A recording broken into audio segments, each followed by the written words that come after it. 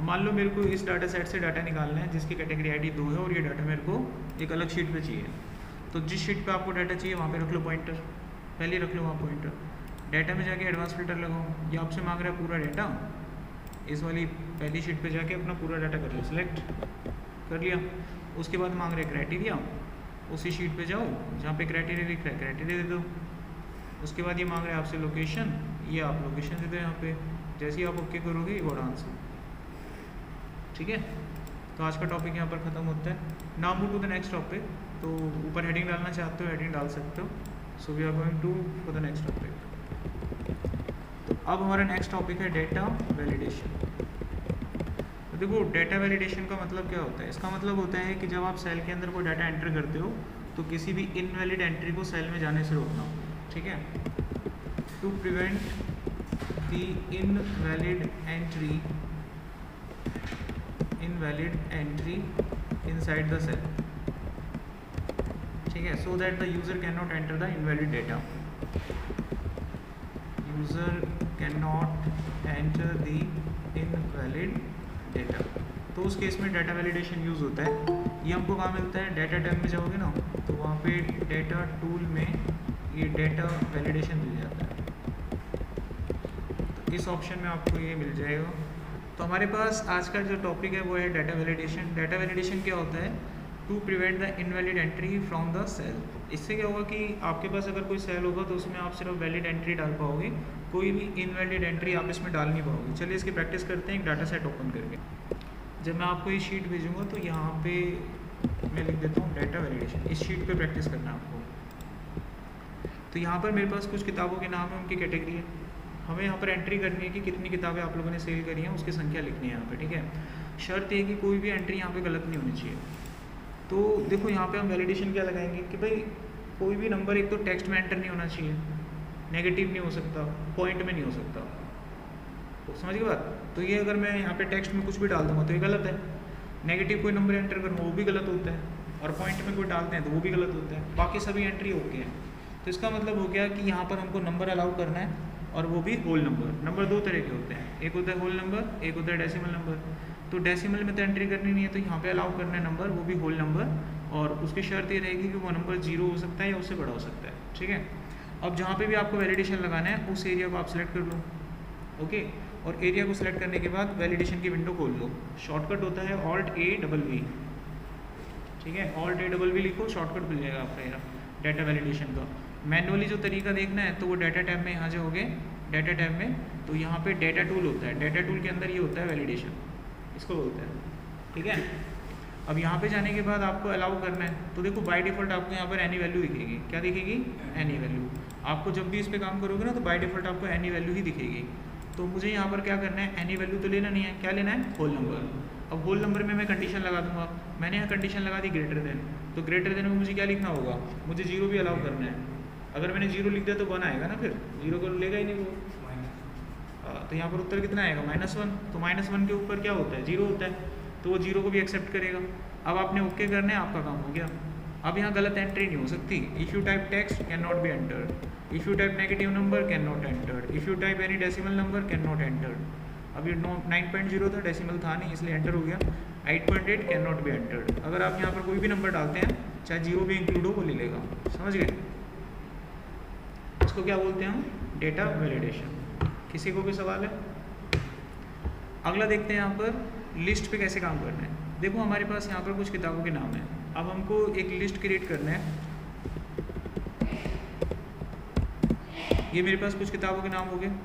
अब मुझे इस पर लिस्ट ये क्रिएट करना है कि जिस भी बुक का नाम मैं यहाँ पे एंटर करूँगा वो केवल इसी लिस्ट में से होनी चाहिए। कोई भी अलग से मैं किसी किताब का नाम एंटर नहीं कर पाऊँगा। मेरे को जो एक लिस्ट दी गई है उसी में से नाम को यहाँ पर एंटर कराना है। तो हम लोग क्या करेंगे, डाटा वैलिडेशन पे जाएंगे।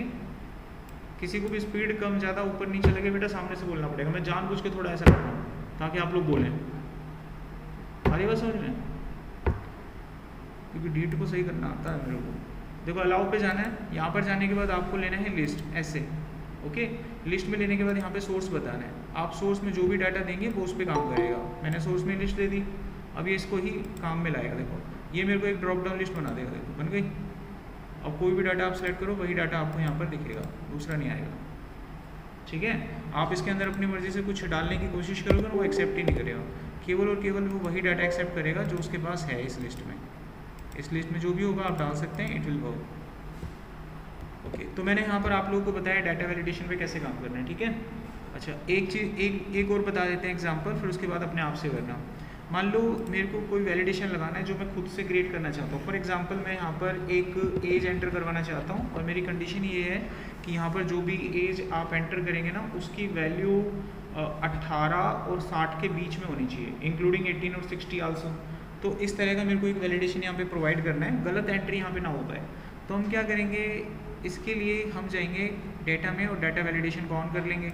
डाटा वैलिडेशन में जाने के बाद ना अलाउ पे जाना है। अब यहाँ पर ऐसी कोई रेंज, तो ऐसा कोई डाटा इसमें नहीं होता है।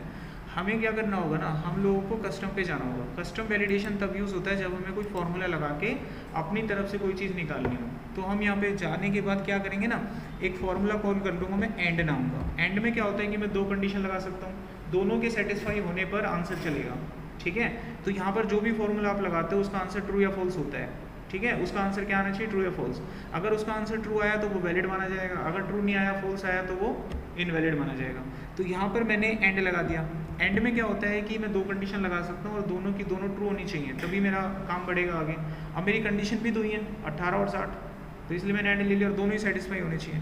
अब मैं क्या करूँगा, यहाँ पर इस वाले ब्लॉक को सिलेक्ट कर लूँगा, कर लिया। अब यहाँ कंडीशन लगाऊंगा कि इसका जो मान है वो ग्रेटर देन इक्वल टू 18 होना चाहिए, पहली कंडीशन। और दूसरी कंडीशन में क्या लगाया, यही वैल्यू मैंने फिर से सिलेक्ट कर ली और इसके अंदर इसका मान रखा कि इसका जो मान है यानी इसकी जो वैल्यू है वो लेस देन इक्वल टू कितना होना चाहिए, 60 होना चाहिए। अब ये दोनों सेटिस्फाई होंगी तभी चलेगा कोड आपका, ठीक है। एंड लग गया आपका, ब्रैकेट को क्लोज करा, प्रेस किया enter, you got an answer. कहाँ पे, हाँ कोमा। एंड में जितनी भी कंडीशन आप लगाते हो ना 1 बाय 1, उनके बीच में कॉमा होता है एज अ सेपरेटर। पहली कंडीशन क्या हो गई हमारी कि भाई नंबर हमारा 18 है उससे बड़ा होना चाहिए। दूसरी कंडीशन क्या हो गई, 60 या उससे छोटा होना चाहिए। ओके करना है सॉल्यूशन। अब आप कोई भी नंबर डालिए, मान लीजिए मैंने 12 साल डाल दिया, लेगा ही नहीं। आप डालो 43, तुरंत ले लेगा, ठीक है। तो यहाँ पर मेरी तरफ से डाटा वैलिडेशन खत्म हो जाता है। अभी मैं तो जेंडर की एंट्री हमें करनी है यहाँ पर कि यहाँ पर सिर्फ मेल फीमेल की एंट्री हो। तो डाटा वैलिडेशन में जाएंगे, यहाँ पर हम ले लेंगे एक लिस्ट और लिस्ट में सोर्स में हम खुद से लिख देंगे। मैंने यहाँ पे लिख दिया मेल, अगला कॉमा लगा के फीमेल। अब ये 2 लिस्ट बन गई हमारे पास। ओके करेंगे, वी गॉट एन आंसर। अब मेरे पास यहाँ पर एक लिस्ट आ चुकी है जिसमें सिर्फ 2 ही आइटम है, मेल ले लो या फीमेल ले लो, ठीक है। देखिए अगला हमारा टॉपिक है, टॉपिक का नाम मैं यहाँ पे लिख रहा हूँ। So the second topic is uncircling the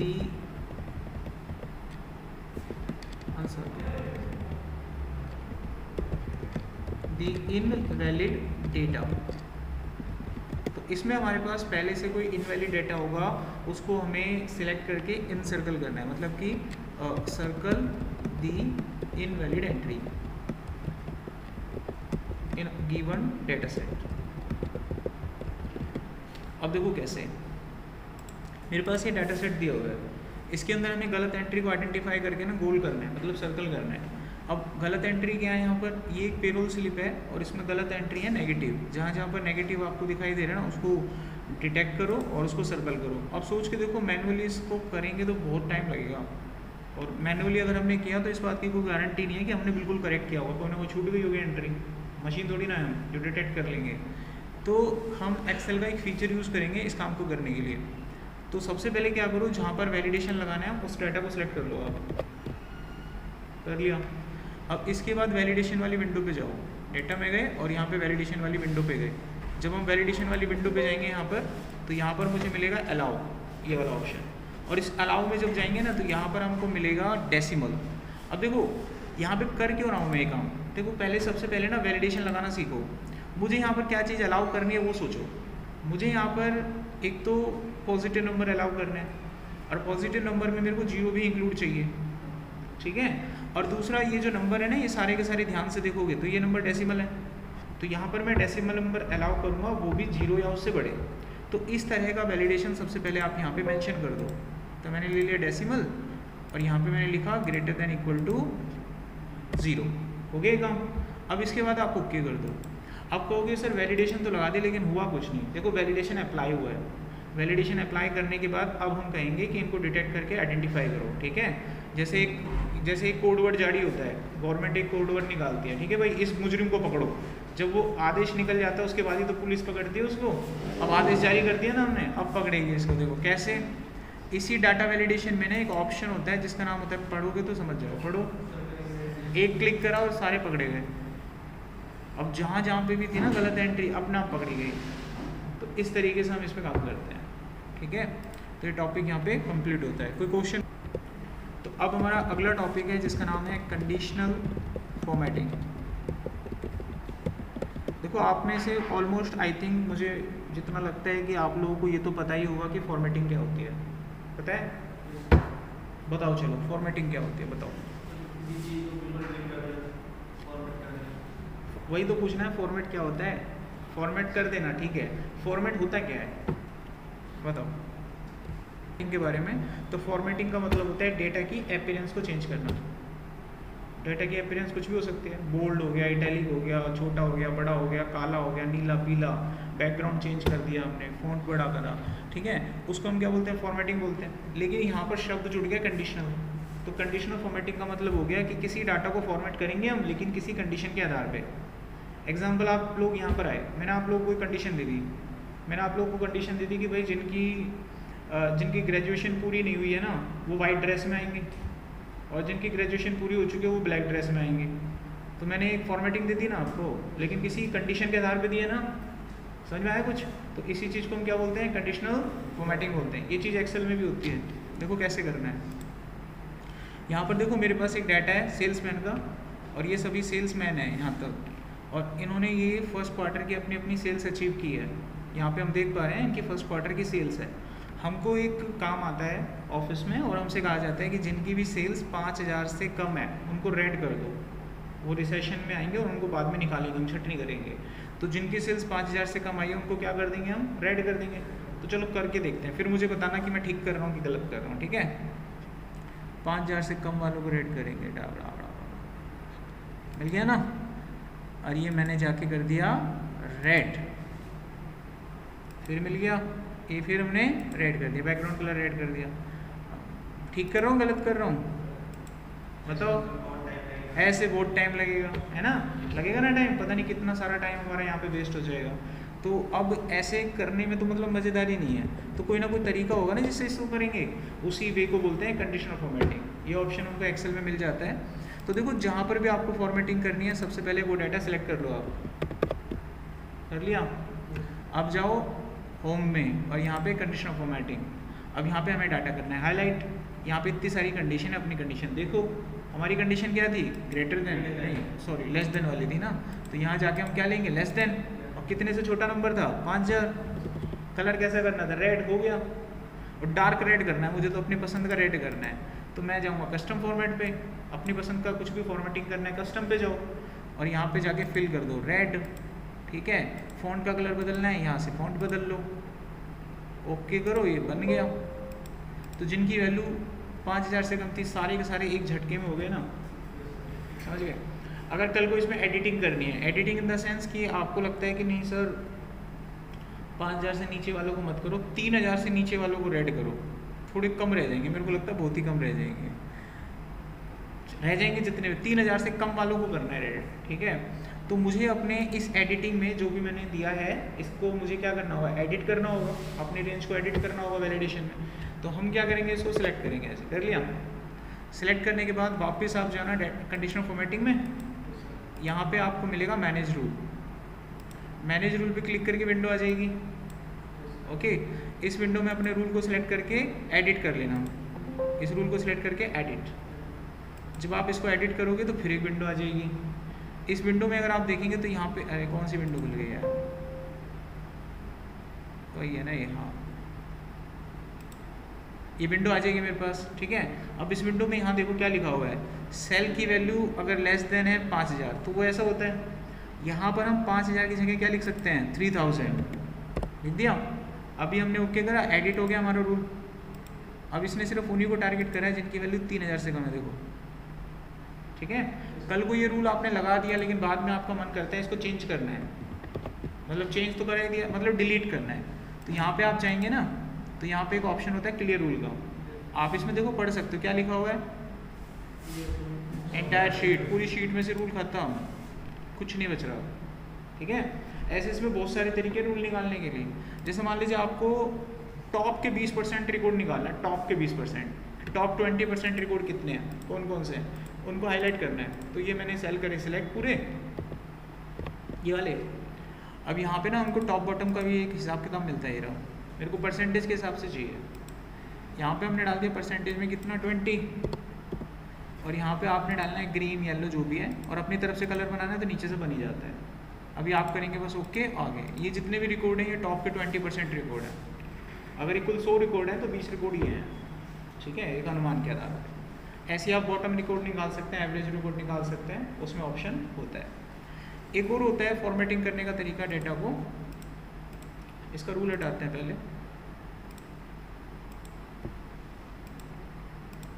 मान लो मुझे इसको डाटा बार में दिखाना है, भाई किसकी कितनी प्रोग्रेस है। एक प्रोग्रेस बार दिखाना है हर एक के वैल्यू के अंदर, सेल के अंदर प्रोग्रेस बार दिखाना है। तो आप पूरे डाटा को सिलेक्ट करो, यहाँ पे आपको मिलेगा प्रोग्रेस बार ये वाला, और कोई भी अपना ऑप्शन लेके ऑन कर दो। देखो अब जिसने जितने जितने नंबर अचीव किए हैं उसके हिसाब से प्रोग्रेस आ रहा है।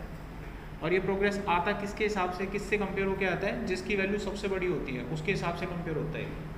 जैसे एग्जाम्पल के रूप में इसको समझो, अब ये सारे नंबर कंपेयर होंगे 10 नंबर की वैल्यू के साथ। लग रहा है हिसाब किताब? देखो बाकी सभी वैल्यू 10 से कंपेयर है। अगर मैं इसका नंबर है ना 100 कर दूंगा, ये सारे फेल हो जाएंगे। 100 के सामने उनकी क्या वैल्यू देखो। ठीक है, तो ग्रुप में जो सबसे बड़ा होता है उसके हिसाब से बाकी लोगों की परफॉर्मेंस मेजर होती है। फाइनल, अब आपका बैच है, आपके बैच में जो टॉपर होगा उसके हिसाब से आपको कंपेयर करेंगे हम। ठीक है, अब मान लो आप बहुत ही अच्छी हो लेकिन एक बहुत ही ज़बरदस्त बंदा है बैठा है, तो आपकी कभी गिनती ही नहीं होगी ग्रुप में। ठीक है, अब सारे एक जैसे हो, एक ने सवाल बता दिया ना वो महान हो जाएगा।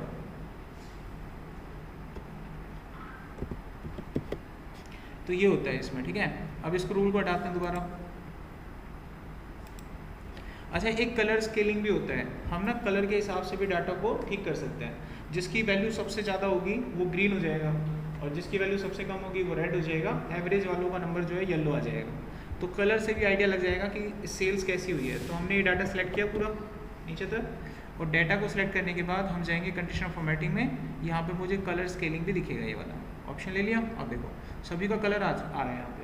ठीक है, जिसमें ग्रीन पन दिख रहा है ना आपको, मतलब उसकी सेल अच्छी है, और जिसमें रेड दिख रहा है उसकी सेल खराब है। अब ये किस तरीके से आपको डाटा का ग्रीन रेड येलो देता है उसका सैंपल यहाँ पे देखिए। देखो यहाँ से समझिए, जिसका नंबर सबसे ज़्यादा है वो ग्रीन है, और जिसका नंबर सबसे कम है वो रेड है। जो नंबर जिसके ज़्यादा नज़दीक है उसमें वही कलर है। जैसे 2 नंबर जो होता है वो किसके ज़्यादा नज़दीक होता है, 1 के, इसलिए 1 के नज़दीक होने के कारण उसका कलर रेड है। ठीक है, तो इस कलर स्केलिंग के आधार पे भी हमको पता लग जाता है कि किसकी सेल कैसी हुई है। एक और तरीका होता है डाटा को फॉर्मेट करने का, उसको बोलते हैं आइकन। जैसे जिसकी भी सेल अच्छी होगी ना उसके आगे हम ग्रीन लाइट जलाएंगे, और जिनकी सेल बेकार होगी रेड लाइट जलाएंगे। एवरेज वालों के सामने येलो। तो डाटा हमने फिर से करना है सिलेक्ट, कंडीशनल फॉर्मेटिंग में जाके आइकन सेट। आइकन सेट में मैंने ये देखिए आइकन आ रहे हैं लाइट्स के, ये मैंने ऑन कर लिया है। अब यहाँ पर रेड ग्रीन येलो से आइडिया लग जाएगा सेल्स के बारे में। अच्छा स्कोर ग्रीन में आ रहा होगा, उसका सैम्पल एग्जाम्पल यहाँ से डिटेक्ट कर लूँगा।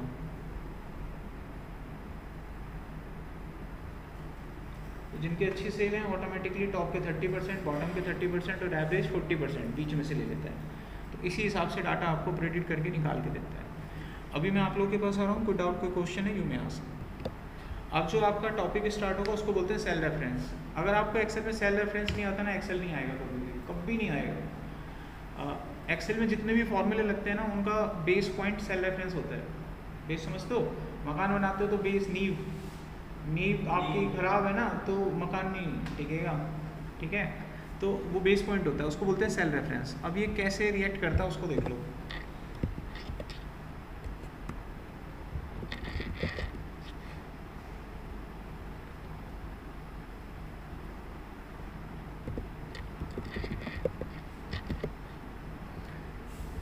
देखो बच्चों, अरे नोट पैड तो मैंने पहले लिया हुआ था। कंडीशनल फॉर्मेटिंग मैंने बता दिया आपको। Now the next topic is cell reference. तो तो देखो सेल रेफरेंस बेसिकली इसका मतलब क्या होता है, इसका मतलब होता है एड्रेस ऑफ द सेल, जो सेल का एड्रेस होता है उसको बोलते हैं एड्रेस ऑफ द सेल। या फिर हम इसको बोल सकते हैं name of the cell, cell का क्या नाम है। या फिर आप इसको बोल सकते हो लोकेशन ऑफ सेल, ठीक है, कि सेल की जो लोकेशन होती है उसी को हम क्या बोलते हैं, सेल का रेफरेंस बोलते हैं। अब ये जो सेल का रेफरेंस होता है ना, इसे हम यूज़ क्यों करते हैं, सबसे मेन पॉइंट है क्या ज़रूरत है इसकी। इसका यूज़ होता है, it is used to connect one cell with other cell, एक सेल को दूसरे सेल से कनेक्ट करने के लिए इसका इस्तेमाल किया जाता है। जब आप एक सेल को दूसरे सेल से कनेक्ट करते हो ना, तब हम इसे यूज़ में लाते हैं, इसको हम बोलते हैं सेल रेफरेंस। एक्सेल में सेल रेफरेंस को इम्प्लीमेंट करने के कई सारे तरीके होते हैं, इनमें से कुछ इंपॉर्टेंट वेज हम यहाँ पर देखेंगे। There are many ways to implement cell reference, ठीक है। तो यहाँ पर कई सारे तरीके होते हैं जो हम सेल रेफरेंस को इस्तेमाल करने के लिए यूज़ में लाते हैं। इनमें से पहला तरीका जिसको हम बोलते हैं रिलेटिव रेफरेंस, रिलेटिव रेफरेंस। अब ये रिलेटिव रेफरेंस एक्चुअली होता क्या है, कैसे लगाते हैं इसको, इसको लगाया जाता है ऐसे इक्वल टू करके। सबसे पहले आप यहाँ पे कॉलम और फिर रो का नंबर लिख दो। सेल का जो नाम होता है, कभी भी देखो सेल का नाम कैसे लेते हो, कोई ले सकता है एग्जाम्पल के रूप में, सेल का नाम बताओ कोई भी एक, सेल का नाम कैसे होता है, कैसे लिखते हैं सेल के नाम को, A2 D3। तो यहाँ पर जो पहले आप अल्फ़ाबेट लिखते हो वो कॉलम होता है, और उसके बाद जो आप नंबर लिखते हो वो रो होता है। याद रखना इस बात को, कॉलम और रो ऐसे लिखा जाता है ऐसे। तो मान लो मेरे को सेल का रेफरेंस लिखना है, तो मैंने लिखा A2, तो ये क्या हो गया, सेल का रेफरेंस हो गया। इसमें A कॉलम है और 2 जो है वो रो है आपका। अगर इस तरीके से कहीं पर रेफरेंस यूज़ हो रहा है ना एक्सेल के अंदर, तो वो रिलेटिव रेफरेंस होता है बेटा।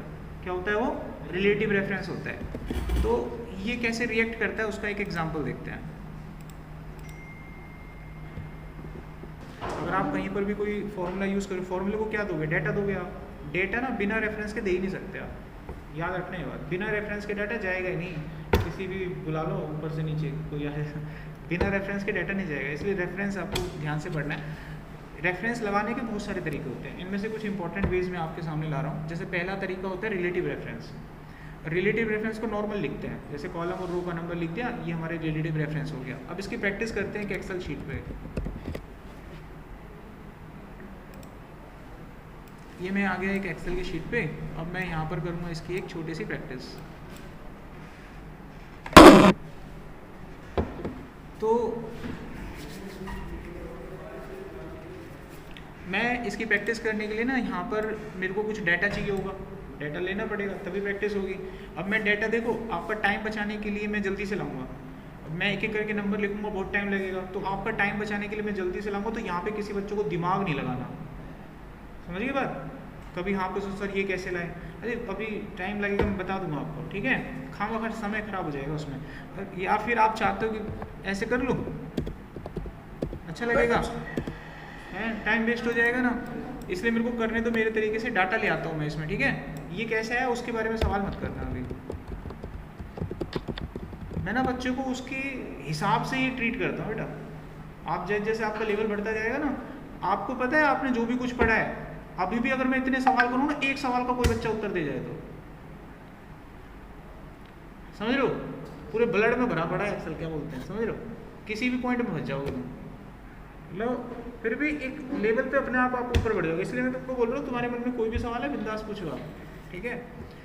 अभी मैं यहाँ पर गया, मैंने इसको एंटर करके डाटा ले लिया ऐसे, ये मेरे पास डाटा आ गया, करेक्ट। अब मैं आपको रेफरेंस समझाता हूँ, रेफरेंस क्या बीमारी होती है। देखो मेरे को ये वाला सेल है ना जो C4 जिसका नाम है, ये सेल यहाँ पे कनेक्ट करना है, तो इक्वल टू करके मैं यहाँ पे नाम लिखूंगा C4 ऐसे, ठीक है। या फिर आप ना माउस से भी सिलेक्ट कर सकते हो, एक ही बात है। अब जब आप एंटर करोगे तो ये यहाँ पे आ जाएगा, देखो ये डाटा यहाँ पे आ जाएगा, आ गया।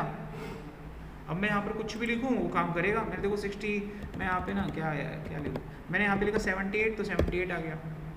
अब जो भी लिखोगे, अगर मैं यहाँ कुछ भी नहीं लिखता ना, कुछ भी नहीं लिखूंगा तो जीरो मानता है वो उसको। एक्सेल के सेल में अगर कुछ भी ना हो तो उससे जीरो माना जाता है, समझ में आ गया। इतना पॉइंट आपको क्लियर हो गया। अब मैं यहाँ टेक्स्ट भी लिखूँ तो टेक्स्ट आ जाएगा। अब सवाल खड़ा होता है कि ठीक है कनेक्ट हो गया, आई नो, बट यहाँ रिलेटिव रेफरेंस का रोल क्या है। जितने भी रेफरेंस होते हैं सबका एक ही काम होता है, कनेक्ट करना। इनके नाम अलग अलग क्यों रखे गए, ठीक है। तो आमतौर पर जो रेफरेंस यूज होते हैं वो 2 होते हैं, होते बहुत सारे हैं लेकिन आमतौर पर 2 यूज़ होते हैं। तो उनके नाम होते हैं जो हम आमतौर पर प्रचलन में यूज़ करते हैं, एक होता है रिलेटिव, एक होता है एब्सोल्यूट। एक कौन सा होता है और दूसरा एब्सोल्यूट। तो इन दोनों के बारे में तो आपकी पकड़ बहुत अच्छी होनी चाहिए, रिलेटिव रेफरेंस, एब्सोल्यूट रेफरेंस, ठीक है। तो ये जो रेफरेंस था, ये एब्सोल्यूट रेफरेंस था, ये क्या काम करता है, दोनों का जो समानता है, तो सिमिलैरिटी है, वो दोनों की यही है कि दोनों से लिंक होता है डेटा, ठीक है। उससे भी ऐसे ही आएगा और इससे भी ऐसे ही आएगा। लेकिन इनमें जो मेन फर्क है ना वो है इनकी मूवमेंट में। किसमें है? मूवमेंट में। जो रिलेटिव होता है ना, आपने आइंस्टाइन की थ्योरी पढ़ी, रिलेटिविटी थ्योरी? आइंस्टाइन का नाम सुना है? सुना है ना? क्या थे, कौन थे वो, कौन थे, किस चीज़ के, किस चीज़ के साइंटिस्ट थे वो? अच्छा, फिजिक्स, भौतिकी, ठीक है। किसके थे? फिजिक्स। फिजिक्स पढ़ते हैं ना, मैथमेटिक्स में पीसीएम में होता था, तो उसके वो साइंटिस्ट थे। तो उन्होंने फॉर्मूला या वो दिया था ना, EMC², रिलेटिविटी का थ्योरी भी उन्होंने सॉल्व की थी। तो जैसे न्यूटन ने बोला था कि भाई एक जो कोई भी चीज़ होती है ना, भारी चीज़ किसी हल्की चीज़ को अपनी तरफ अट्रैक्ट करती है, इसी को ग्रेविटी का नियम बताया गया। कोई भी भारी चीज़ किसी भी हल्की चीज़ को अट्रैक्ट करती है, इसको क्या बोला उन्होंने? ग्रेविटी का नियम बोला। तो फिर आइंस्टाइन आए, उन्होंने इस थ्योरी पे रिसर्च किया, वो बाबुली कूदते रहे, घूमते रहे, इसमें भैया कुछ तो पंगा है। उन्होंने फिर पंगा ढूंढा और फिर जवाब उन्होंने निकाला कि ऐसा नहीं है, कोई भारी चीज़ किसी हल्की वस्तु को अट्रैक्ट करती है, ये आधा सच है। पूरा सच उन्होंने दुनिया के सामने दिया। उन्होंने बोला कि जो भारी चीज़ होती है ना, एक स्पेस, एक कर्व टाइप में होता है, एक प्लेन स्पेस टाइप में होता है, एक शीट होती है, ये जो स्पेस है हमारा, अगर मैं किसी एक प्लेन शीट पे, एक चादर है आपके पास, 2 बेंचों से बांध के एकदम रख दूँ ऐसे, और उस पर अगर कोई मैं भारी फुटबॉल रख दूंगा तो वो एक नीचे की तरफ धंस जाएगी, ठीक है, और वो अपने चारों तरफ एक घेरा बना लेगी, एक गढ़ाव टाइप में। अब मैं उस साइड में ऊपर की तरफ कोई चीज़ अगर रखूँगा तो वो उसके चारों तरफ गोल गोल घूमते हुए उसमें गिरेगी। Got it? इसको ग्रेविटी बोला गया। आया समझ में? तो भारी चीज़ किसी हल्की चीज़ को खींचती है, ऐसी नहीं खींचती है। भारी चीज़ का आपका जो घेराव होता है ना, वो ज़्यादा हो जाता है, जिसकी वजह से वो हल्की चीज़ उसके अंदर गिरने लगती है। तो असल में ये थ्योरी निकल के आई, ये आइंस्टाइन ने हमको बताया, फिर उसके बाद हमारे सामने सारी चीज़ें खुलने लग गई, ठीक है। तो यहाँ पर मैं आपको रिलेटिविटी समझा रहा हूँ। रिलेटिविटी का मतलब होता है मोशन। मोशन का अर्थ हो गया कि अगर मेरा डेटा यहाँ से अपना घर बदलेगा, अगर ये मूव करेगा, तो ये रेफरेंस भी मूव करेगा। रिलेटिविटी का मतलब मोशन। अगर मेरा डेटा मूव करेगा तो मेरा ये रेफरेंस भी मूव करेगा। एग्जाम्पल के रूप में, अगर आप एक बस में हो, बस की स्पीड 60 किलोमीटर है और आप उसी बस में बैठे हुए हो, तो आपकी स्पीड कितनी हो गई? 60 किलोमीटर। याद रखना, अगर आप एक बस में हो, बस की स्पीड 60 किलोमीटर और आप उस बस में बैठे हो, तो आपकी भी स्पीड कितनी होगी? 60 किलोमीटर। आपके साथ जो भी कोई उस बस में बैठा है, उन सब की स्पीड कितनी हो जाएगी? 60 किलोमीटर। यही कारण है कि जब वो बस एकदम से ब्रेक मारती है, तो ब्रेक मारने से बस की स्पीड हो गई 0, आपकी स्पीड हो गई 60, इसलिए आप शीशे की तरफ आगे गिरते हो, बिकॉज आप अभी भी स्पीड में हो। समझ में आया? आप अभी भी स्पीड में। कभी भी बाइक चलाना, हल्का हल्का ब्रेक देना, पीछे वाला हिलेगा, क्योंकि वो अभी भी स्पीड में। Are you getting? इसका ऐसे भी आप एक्सपेरिमेंट करिएगा। आप जब बस में बैठे हो, आप अपने हाथ में एक बॉल लेना, आप बॉल को हवा में उछालना, ठीक है, बॉल आपके हाथ में गिरेगी, पीछे वाली सीट पे नहीं जाएगी, क्योंकि वो बॉल भी उसी स्पीड में भाग रही है। आगे लेकिन जब आप छत पे खड़े होकर करोगे ना बेटा, बॉल पीछे जाएगी। उस समय जो एयर रेजिस्टेंस होता है वो उसको अट्रैक्ट करता है, और एयर रेजिस्टेंस की वजह से वो पीछे चली जाती है। अब रिलेटिविटी की थ्योरी यही कहती है कि अगर ये इसके साथ कनेक्ट है रिलेशन में, तो अगर ये मूव करेगा तो बेटा ये भी मूव करेगा, क्योंकि आपकी बॉडी जब बस में है तो बस मूव करेगी, तो आपकी बॉडी में मूव करेगी। ये रिलेटिविटी हो गया। तो ऐसे ही इसमें भी अगर ये मैंने मूव किया ना बेटा, ये देखो, ये अगर मैं मूव करता हूँ यहाँ नीचे, तो वो डेटा भी मूव होगा। देखना हो रहा है कि नहीं? सारा वही आ रहा बगल का। आगे समझ में? अच्छा, मैं इसको किसी भी दिशा में मूव करूँ, वहीं भागेगा ये देखो। अरे बस को कहीं भगा हुआ दिल्ली की साइड ले जाओगे तो तुम दिल्ली जाओगे, वो मथुरा की साइड ले जाएगा तो आप मथुरा की साइड जाओगे। तो सीधा से आप किसी भी डायरेक्शन में इसको मूव करोगे, वो उसी डायरेक्शन में आगे पीछे जाती है। सो दैट्स वाई इसको एक नाम दिया गया रिलेटिविटी। तो इसमें डाटा आपका मूव होता है, समझे? तो ये थी रिलेटिविटी की थ्योरी। तो इसको हम बोलते हैं रिलेटिव रेफरेंस। एक्सेल के हर फॉर्मूले में यूज होगा। फॉर्मूले लगाए हैं? फॉर्मूले में डाटा ही तो दोगे हैं? हम क्या करेंगे? मैंने कब कहा कि डाटा को रिपीट करना है? अभी फॉर्मूले पे यूज़ आएगा, जब फॉर्मूले चलेंगे ना तब आप इसका यूज़ देख पाएंगे। देखना है? नहीं बताओ, देखना है तो मैं दिखा दूंगा मेरा क्या है। देखना है, इसका यूज़ देखना है। Yes sir. हाँ, आगे तक ड्रैग करोगे, अगर वहाँ पे डाटा नहीं है तो जीरो आएगा ऑब्वियसली। गुड, बिल्कुल सही सोचा आपने।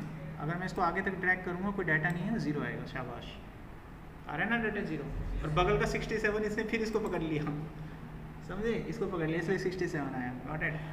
और सर ये रेफरेंस हटाना दो, ये अगर हटाना दो तो सेल करेक्ट नहीं करना, तो डिस्कनेक्ट करना सेल से डाटा लेने के बाद। नहीं समझा, करेक्ट नहीं करना हो, ना लेना हो, नहीं समझा मैं। क्या नहीं करना? पहले उसे कनेक्ट कर लिया, कनेक्ट कर लिया, ठीक है। और उससे फ्री डाटा में ले लिया, डाटा लेने के बाद डिस्कनेक्ट करना, उससे वो दोबारा रेफरेंस ना ले। अच्छा, ऐसा करना है। इसको सिलेक्ट कर लो ऐसे, ठीक है? वो रेफरेंस नहीं लेगा। इस बार मैंने इसको सिलेक्ट किया, इसको सिलेक्ट किया, इसके अंदर जो रेफरेंस लगा हुआ है वो हटा दूंगा।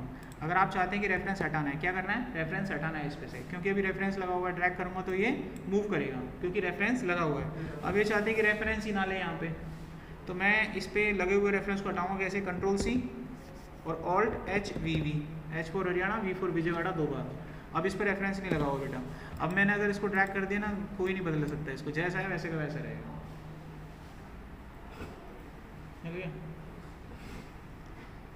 आगे बढ़े अभी।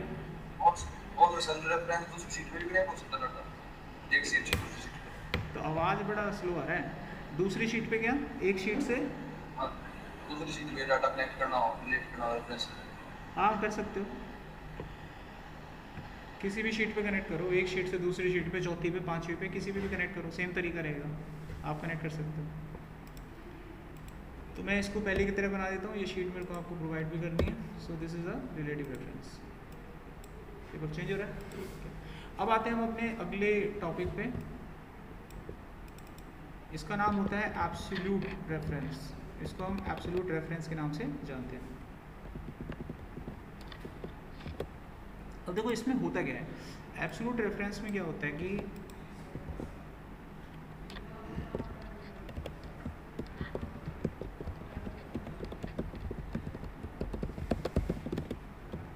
इसमें ना आप जब भी कोई रेफरेंस लगाएंगे ना, तो उसको दोनों तरफ से ना लॉक करते हैं। लॉक करने के लिए एक साइन यूज़ होता है, डॉलर का साइन, इस तरीके से, ऐसे। तो इसमें ना ये लॉक हो जाता है। लॉक होने से ना उसकी मूवमेंट नहीं होती।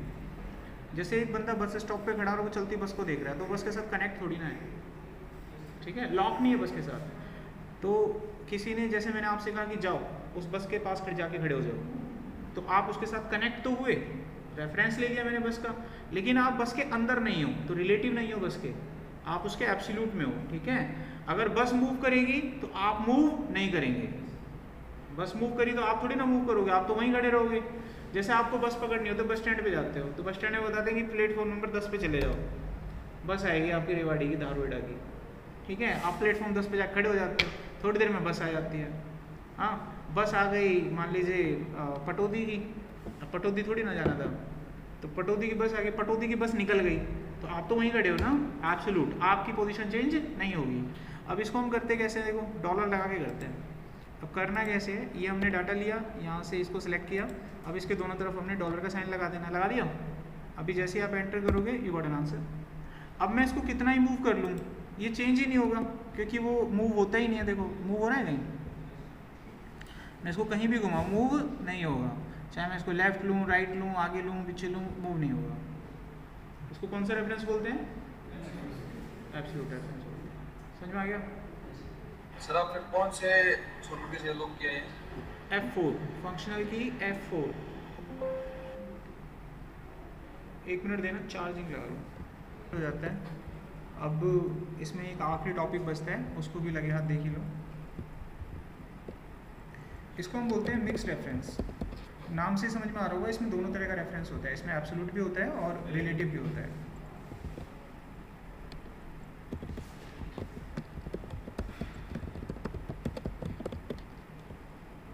यानी क्योंकि इसमें एब्सोल्यूट प्लस रिलेटिव दोनों होते हैं।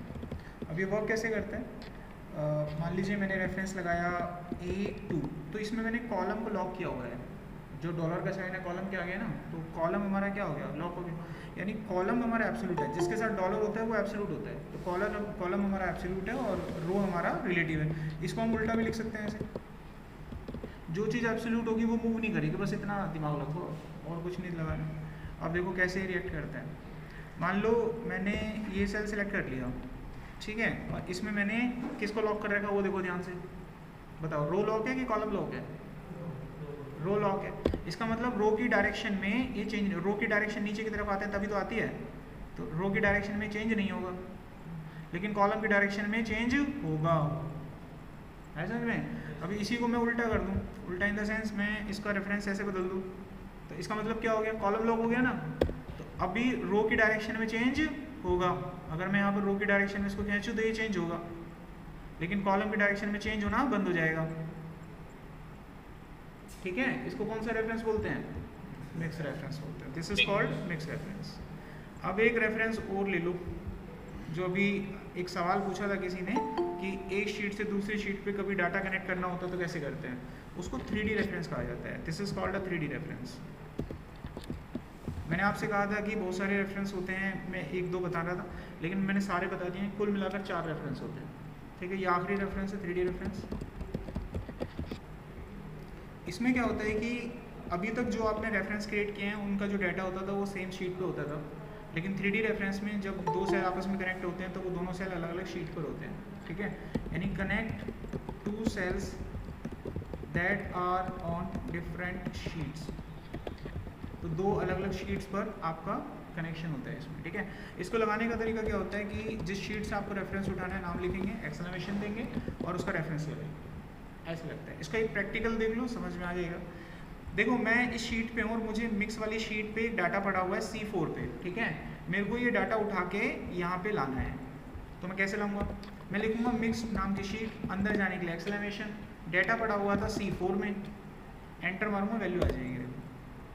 अब ये कनेक्ट है, अब मैं यहाँ पे ना इसको चाहे कुछ भी लिखूँ, मैंने 8 लिख दिया तो वहाँ पे 8 आ गया होगा, ठीक है। और इसके साथ में अगर देखेंगे C4 रिलेटिव है, पूरी तरह से रिलेटिव है, लॉक नहीं है, दिख रहा है आपको, लॉक नहीं है। व्हाट डज इट मीन्स, इसको ड्रैग करूँगा तो बाकी की वैल्यू भी आ जाएगी। तो यहाँ पर आपका रेफरेंस का अध्याय खत्म होता है, ठीक है। आज की क्लास ओवर करते हैं, डाटा वीडियो वगैरह आपको 24 घंटे के अंदर अंदर मिल जाएगा। Bye, take care.